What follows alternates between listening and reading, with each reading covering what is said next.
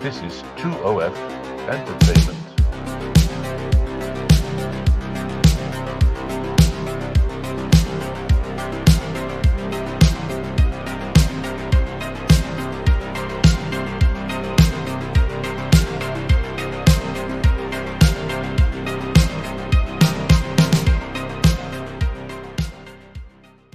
So I just did a video that was about cars that were cool when they came out, but today they looked decidedly uncool. And then that got me thinking about, well, what about cars that went the other way? Because as I said in that video, cars age very differently. So when they come out, they could be one thing, and midlife, they sort of start to become something else, and later on in life, they actually become quite desirable, or in some cases, something you'd never want to be seen dead in. So they do change. Our perceptions change, our viewpoints change. Also, how we relate to them and how we remember them. There's a nostalgia factor. All of these things add to them. So, for example, my own car, the 1989 BMW 325i SE. Now, that doesn't really fit into this video, which is going to be about cars that were not so cool when they came out, but are definitely cool today. The reason I say that my BMW doesn't fit into this because the 325i was cool when it came out. In the 80s, that was the car to have. I mean, there was definitely a hierarchy for yuppies around in the 80s, for example, and there was a case of, you worked your way up to getting a GTI, a Golf GTI, a Volkswagen Golf GTI. Once you got that, you wanted an E30, and then you worked your way through it. So 318, 320, 325i, and M3 if you could. And then after you had that, then you wanted the Porsche 911, which was like, the pinnacle. Well, actually, that wasn't the pinnacle, because after that, you wanted the Ferrari 328 or 308 because Magnum had one. So that was the kind of hierarchy, and the BMW was already in that hierarchy. But the thing that happened with the BMW, so I owned mine when I had mine previously, in the late 90s, and it was kind of like almost a decade old, I suppose, at the time. By that time, BMW had got a real image issue. And if you were like a young guy in a 3 Series, a young Asian kid in the 3 Series, then, you weren't getting thumbs up hand gestures. You were getting, let's say, different kind of hand gestures at the time. So, but the car was still great. It was a great car to drive. It's still a great car to drive today. It's just phenomenal. Just so solid and well engineered and well composed and all the rest of it. But it kind of, I would say it was kind of like a love-hate thing at that time. Now, fast forward all these years and driving this car around now, it gets so much love out on the road. I get people smiling and waving and thumbs up, and they want to talk about it and they want to ask you about it, and their uncle had one, or their dad had one, or they used to own one, or they always wanted one. All of these things come out.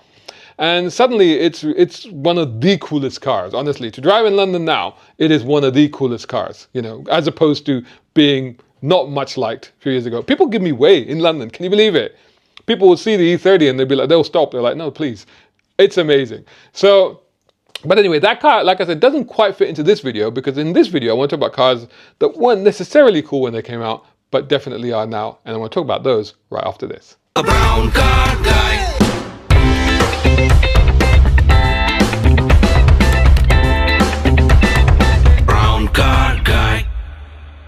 So here's a car that most of those viewers who are here in the UK may not be familiar with, but it's a car that I was very familiar with growing up in Saudi Arabia in the 1980s. So again, I talked earlier about the hierarchy of cars. And in Saudi Arabia, there was also a hierarchy of cars. And if you did reasonably well, then you had something like a Toyota Cressida, which was sort of a precursor to the Camry, I suppose. And so they were the cars to have, the Toyota Cressida. And you did well, you got yourself a Cressida. If you did a bit better, you'd have the car that I'm going to talk about. I'm not going to mention it yet. If you did a bit better than that, you got a Buick Park Avenue. You got a Buick Park Avenue with velour seats. That's what you had. And if you did really well, then the next bit of hierarchy, actually there were two. There would be the Cadillac Fleetwood, but actually what people really wanted was the Mercedes S-Class, the S-Class of the 80s. So you'd get like a 500 and then later on a 560 SEL or SEC if you were in a sporty mood, but definitely SELs. So that was the hierarchy. So the car that sat above the Cressida the Toyota Cressida was, to me at the time, and I believe that to be correct, the Chevrolet Caprice Classic. So if you remember this thing, you know, late 70s to late 80s actually, because I think in 1990 it was replaced with the soap bar edition of the Caprice Classic. So I'm not talking about the soap bar one. I'm talking about the original square-shaped, you know, folded paper design, square-shaped, 3-box design Caprice. And this thing, you know, it was a relentless machine that would just chomp mile after mile after mile after mile. Bits and pieces would fall off, stop working, etc., etc. One time I know a friend of mine had one and the stereo stopped working, and I thought, oh, I can fix that. And I couldn't, because by the time we disassembled the dashboard to get it out, we found that it was this huge thing that then had multiple layers that had to be disassembled to get into it, and we just kind of gave up. It was like, this is not possible. So in that sense, it wasn't like, maybe, you know, not the most desirable at the time, certainly not the most, you know, quality machine or anything like that, but a solid thing. And that's all it was. It was just a solid family car, you know, solid family saloon. So fast forward, so it wasn't like cool. Like cool was when you're talking, you know, even the Park Avenue was cooler. Cool was the Mercedes S-Class. But the Caprice was like, yeah, okay, we've done all right. That's what we can afford. That's what we'll get. However, today, I don't see them very often. Even when I'm in the Middle East, when I was there, I didn't see them very often. When I did see one, I would lose my shit. I'd be like, oh my God, Caprice Classic. I saw a 2-door once, and I was like, oh, I want one. I was like, oh, I want one. It just looked awesome. And I know a buddy of mine in America, we grew up in Saudi Arabia together, and you know, he still adores them. He absolutely adores them, and I think now even more than ever. And I can completely understand that, because I think those things absolutely rock now. They're hugely popular in America amongst, you know, people. They like to bag them, so they do the whole lowrider thing, and they do the jumping thing, and all the rest of them. So they're really kind of cool. In America, there were taxis, but they've moved beyond that now. So these land yachts, I think now, they found their sweet spot, and I think and if you can find a good one, buy it, snap it up, keep it. I think they're fantastic. In the previous video, one of the vehicles I mentioned that was cool, now uncool, was the Hummer, particularly the H2 and the H3. Not the Humvee, because that lives in a separate sphere altogether as a dedicated military vehicle, but the Hummers. Now, similarly, in Germany, they had the Mercedes G-Wagon. The Mercedes G-Wagon was always meant to be a rugged utilitarian military vehicle. So when it first came out, that's all it was. To be honest, that's all it was. It was just like this vehicle that, you know, farmers use and the army used and people that really needed off-roaders use, and they weren't necessarily powerful. They had diesel engines. They were just like, you know, they were noisy, they were smelly, and you know, that's what they were. So they weren't particularly cool. They were like, yeah, it's okay. It's a good vehicle. It's a German alternative to a Land Rover Defender. So that's kind of what it was. Of course, today it's a whole different story.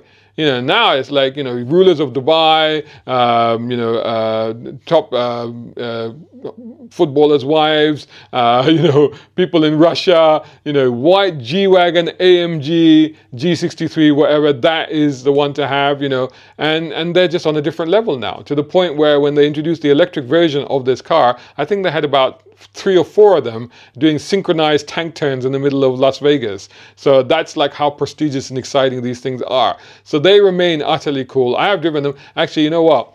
I don't really fit in them very well. So to me, they're not that cool. Although a few years ago, I think about 7 years ago, I think it was 6 or 7 years ago, they did a major update, and then they certainly improved the space inside. It was much more comfortable, but the original one for me was actually very uncomfortable, like the old Defenders as well, because of my long legs. But they are very cool. So the G-Wagon is now a very cool car. Here's a real controversial one, and I think some people will not agree with me, but even when it came out, there was a concept, and then there was the actual car, the Chrysler PT Cruiser.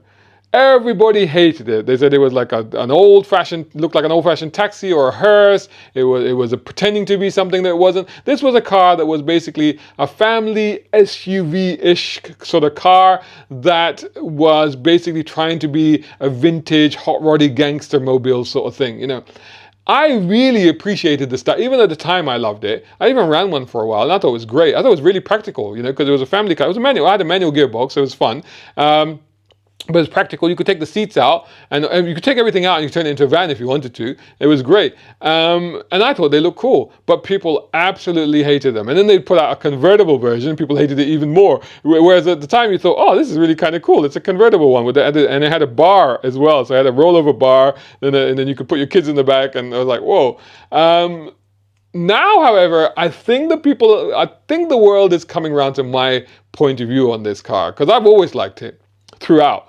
I've never fallen out of love with the car. I've always liked it. And I think now people are really starting to like them. And they're almost like they were so bad they're good sort of attitude that people have adopted with these cars. And I think they're getting cool and people are doing stuff to them. They're modifying them. And I think they're starting to really like that retro appeal, which maybe was not quite retro enough at the time that it came out, but now feels a lot more retro and in a car that you can pretty much use as a daily. So I think these are actually really cool now. So they're definitely ones to look out for. Hey, are you liking this video? Then make sure that you hit the like button. That's really important. Also, tell everybody. Ferrari. Can a Ferrari ever be uncool when it comes out? Well, yes, because if you think about the era when you had the 308, you had the 328, which were such cool cars, and of course Magnum made them even cooler, and we all wanted one. And then Ferrari said, well, what if you have family? I'll tell you what, we'll give you the Ferrari Mondial. And the Ferrari Mondial was basically one of those stretched with a little bit more sharp edges to it and two seats squeezed in between the front seats and the engine. So it's still mid-engined, rear engine, mid-engine, but they put two seats in it. And some people called it the worst Ferrari ever made. You know, the styling, people didn't really like it because it didn't really quite have that Coke bottle shape because it had been stretched out and pulled and the lines had been straightened up. So it didn't quite have that. And so people like, nah, they just like, you know, compared to the cars that existed at the time, people like, no. And it didn't really do very well. Values dived and it just didn't do really well. Look at the values of those today though, and they've crept back up again, and quite seriously. And I think they're going to continue to creep back up because now all of a sudden, especially there was a convertible version as well. 2 seats, convertible version, it was 4 seats, 2 plus 2. And now all of a sudden you're like, oh, actually, you know, they look quite good and they're practical and you can put people in them as well. So I think the Ferrari Mondial, which was not appreciated at the time, don't get me wrong, I still have a 308, 328 any day, but I wouldn't say no to a Mondial. BMW Z8. Now, I liked it when it came out. I'll be honest with you, I liked it when it came out. But and I thought it was quite cool because it was introduced. In fact, they had it in the Bond movie. They had to make lookalikes for the Bond movie because they didn't actually have the car. But BMW knew they were going to introduce it. They wanted it in the movie. So I think, I don't know, did they put it over a Mustang body or something? Or a Cobra kit body or something like that? But they basically had lookalike Z8s in the movie because they didn't have the real cars ready in time, I don't think. Maybe the Hero car was. Maybe they had one for Pierce Brosnan. But anyway, so and then you thought, well, after having the Z3, which was a pathetic car for Bond to have, and then having the 7 Series, which was kind of cool and interesting, but a bit too businessy for Bond. And then Bond got one of these, and you thought, oh, that's quite cool. And the publicity photos came out, and you thought this thing looked cool. I particularly like the interior. I like the steering wheel with the wire spokes that it had.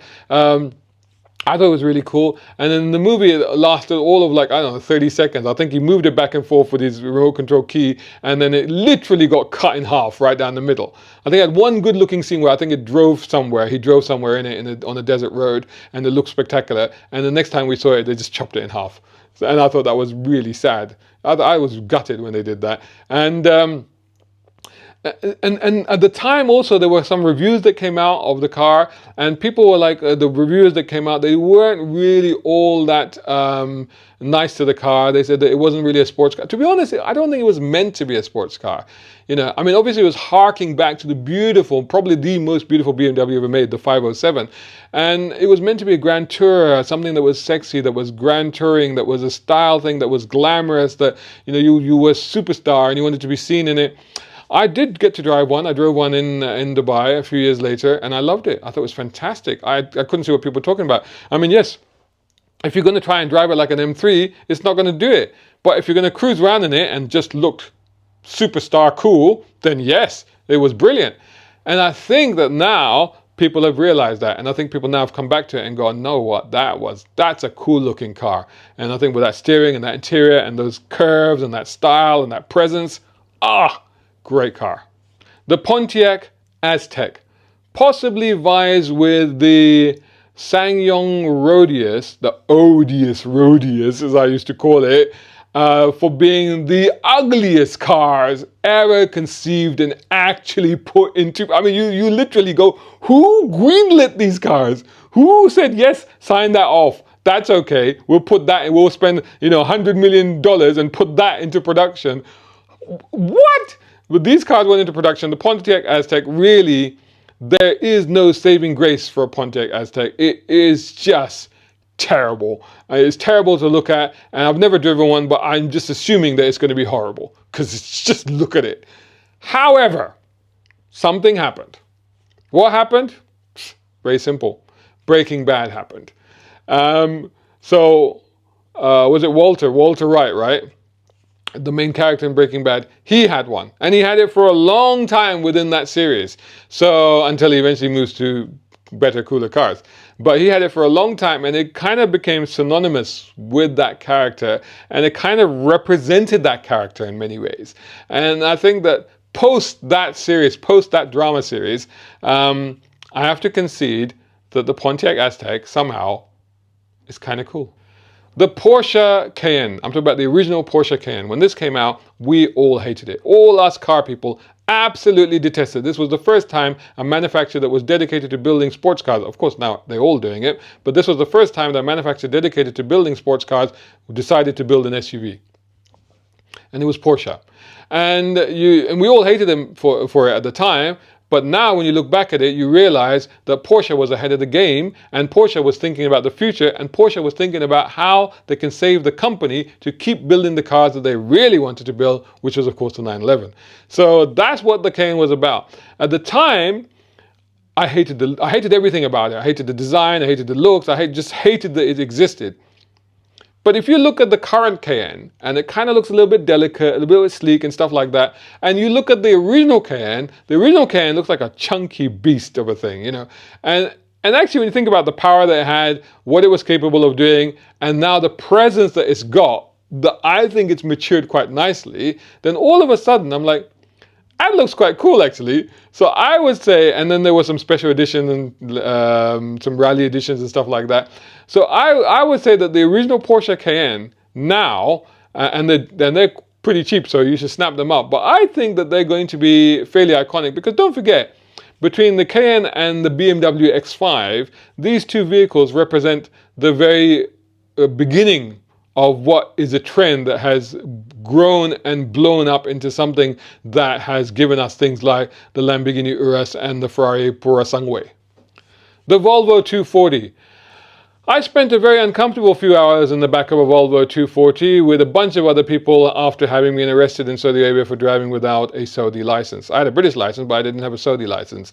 And it turned out that I needed to have a Saudi license because I was a resident of Saudi Arabia, which is maybe something that I hadn't quite realized at the time. So I got stopped, I got arrested, I got stuck in the back of this Volvo, and basically the way that they used to do it was they parked these Volvos in different places, and they waited till they filled them up with enough offenders before taking them to jail. Fortunately, I didn't have to spend the night in jail because my friend ran to my dad, who ran to his company boss, who ran to somebody who had a bit of wasta, who had ended up at the police station even before I got there and had sorted things out. So, say no more. This was back in the day, long time ago. Anyway, Volvo 240. So, kind of hated them at the time. All the police in Saudi Arabia had them, but they were tanks. They were solid tanks. They were workhorses, right? So whether you had the estate or whether you had the saloon, they were when Volvos were built to outlive humanity. That's what they were, right? And they're still around. I mean, they're still around. I still see them, even here, where they're completely non-ULEZ compliant and stuff like that. I've still seen them in London. And I think that when I do see one, I think, damn, it looks cool. And I think that and to be honest, to be fair, any of the old Volvo chunky square box saloons, I'm talking right up to 740, 760, stuff like that, even 850. You see them today. I saw an 850 T5 R at the airport the other day, and I was like, whoa, it looks the business. But especially a 240 Volvo. I mean, it's just a tank of a thing, and I think that it's mega cool. Not great to drive, but solid. Finally, this is a weird one. The Honda Odyssey. Let's be honest. apart from being actually not a bad family MPV when MPVs were actually still a thing, which they kind of aren't because we've all decided we want to drive big SUVs instead, but it was actually quite clever, it was quite a neat machine, but cool, not really. I mean, how can you be cool in a machine that says you've given up on life and had a brood of children?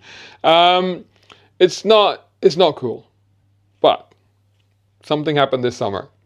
There was a certain movie that came out, probably the biggest movie of 2024, and that was Deadpool and Wolverine.